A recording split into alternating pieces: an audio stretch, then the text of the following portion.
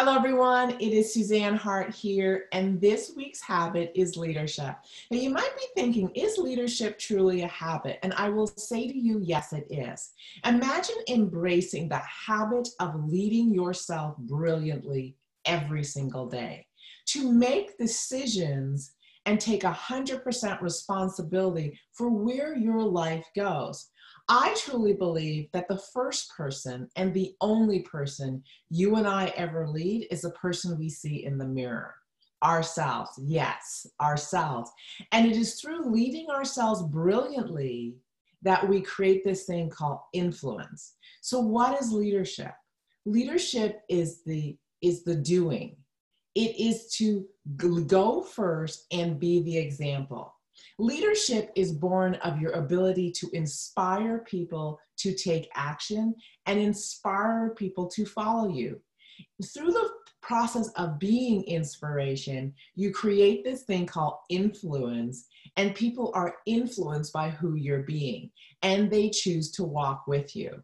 Now, I love transformational leadership, and transformational leadership is leadership born of you becoming your best self and consistently and persistently pursuing the next best level of who you are. So you're continuously transforming and you're continuously evolving. Why is this key? Because as people who are partnering with you watch you, they are inspired by you because of this constant state of transformation. They are inspired by who you're being and how you're growing. And I wanted to give you an example of why leadership is so different to management and why it's key. Now, I've had the privilege of managing a number of teams, and whenever I would arrive at a location, of course, I would have the title manager. This means I have positional leadership, if you will, or positional power.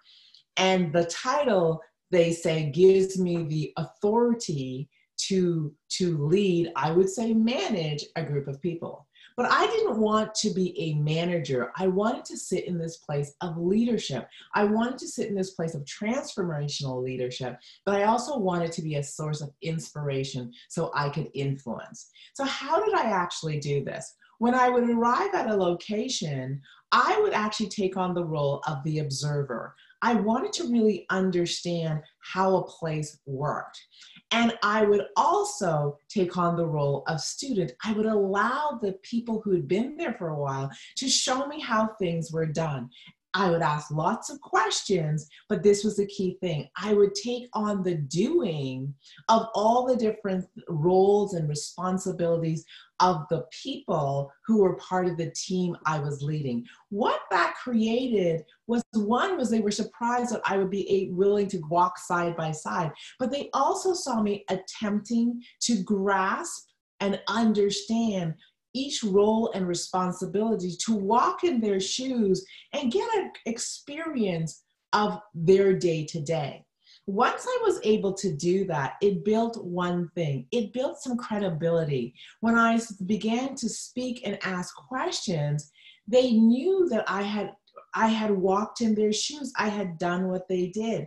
And as I began to make changes, I would seek out information from them, but I would lead the process, and I had the credibility because I was sitting in their shoes. I had done what they did.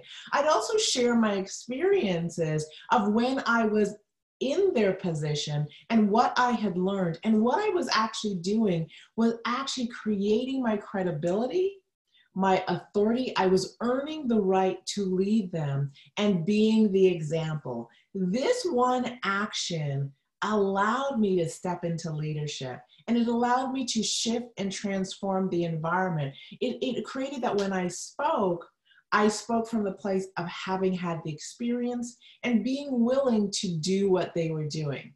My teams knew that I wouldn't ask them to do anything I wasn't willing to do myself.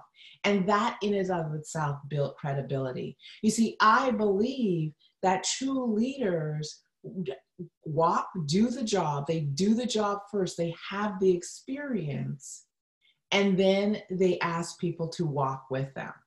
Now, did I always do everything that my team did? Absolutely not. And over time, I didn't assume their roles because that's why they were there. But I wanted them to understand that I understood the challenges that they saw and experienced every day. I understood where they had where they were striving to grow. I understood how difficult sometimes the position and their jobs actually was. I wanted them to know that I had compassion and empathy for what they were doing. I could put myself in their shoes.